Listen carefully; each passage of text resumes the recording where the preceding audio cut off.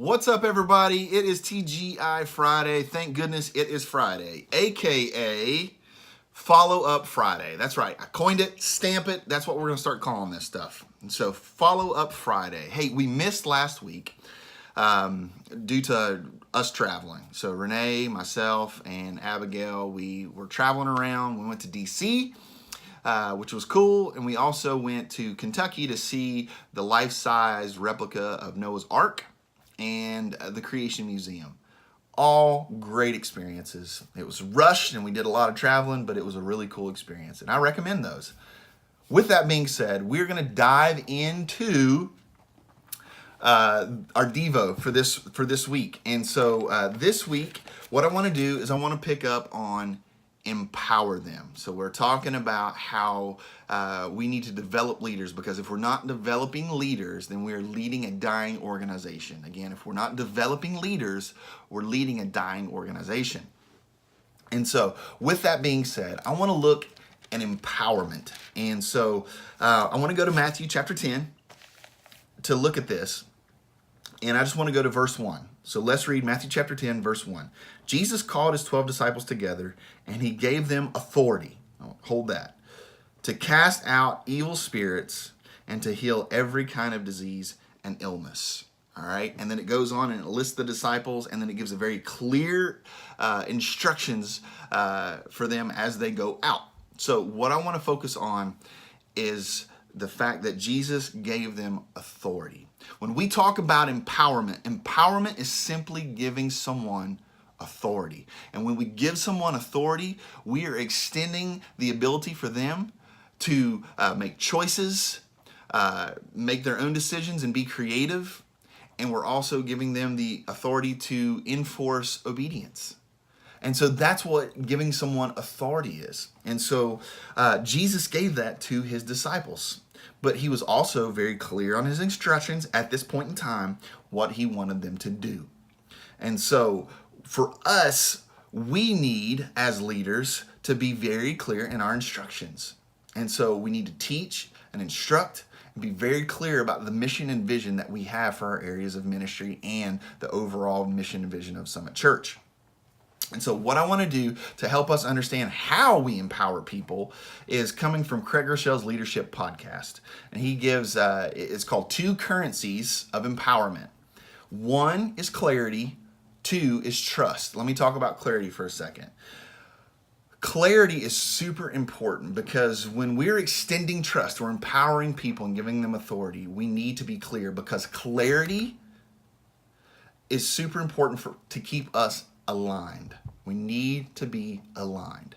The second is trust. We need to trust an individual to do the tasks that we have asked them to do, or the missions that we've asked them to do. We have to trust them. Well, how do I know? How do I trust someone? Simple. You extend it. This is not about you earn my trust. When we're empowering people, we need to extend that trust, and we step back and oversee and see if we can trust them further. But anyway, so we need to extend it first. But here's the thing. Trust without clarity produces work without direction. Okay, so trust without clarity produces work without direction. So it simply means that when we just simply trust someone to do something, but we never give them clear instructions, then they're going to make their own decisions, and they're going to be going 8 different ways, and we're going to have to reel everybody back in. It's going to cause confusion. Okay, so that's super important. So let's go back up to clarity, because clarity without trust produces fear and inaction. And this is where we find a lot of ourselves, because we are scared to make decisions on our own because we don't have a clear expectation. And so we have to make sure that we have clarity, and we have to extend trust when we're empowering people. And so what if you don't trust your team members? There's 2 things that you need to consider. If you don't trust your team members or your team, you need to evaluate, do I have the wrong people, or am I the wrong leader? Or I'll even go to throw in to say, have you trained them and given them clarity? So there you go. I think those are some simple things that we can hold on to. Now, I want to point out real quick before we end this, I want to quickly point out something.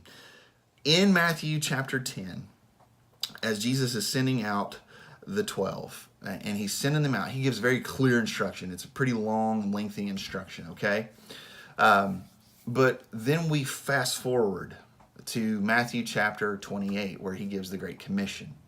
Now we see these growing, mature disciples finding themselves speaking to Jesus before he ascends, and he gives these clear instructions. He says, go and make disciples, baptizing them in the name of the Father, the Son, and the Holy Spirit, and instructing them to obey his commandments, okay? So again, we see very clear instructions in Matthew 10, but then we also see these vague instructions. He was very clear, but it was very vague on how they are to do this in Matthew chapter 28, to go out and make disciples. So here's the thing. When we empower and give people authority, and we extend that trust, we give them clarity, then we are able to let go and just oversee, because Jesus even said it in the Great Commission. He said, and I will be with you even until the end. And so, or to the end of the age. So here's the thing. When we empower people and extend that trust, then we're able to step back, let go, and just oversee and support, just like Jesus has done while he was here on the earth with the disciples, and as they moved into the early life of the church, he was always there and always will be to support and oversee. So I hope this helps. I pray this encourages you and helps you become a better leader and to lead leaders, okay? So we love you guys. We're excited about this weekend. We got some great announcements coming up, and so you're going to love it, and we're going to be excited about it. And so we love you. Have a great weekend.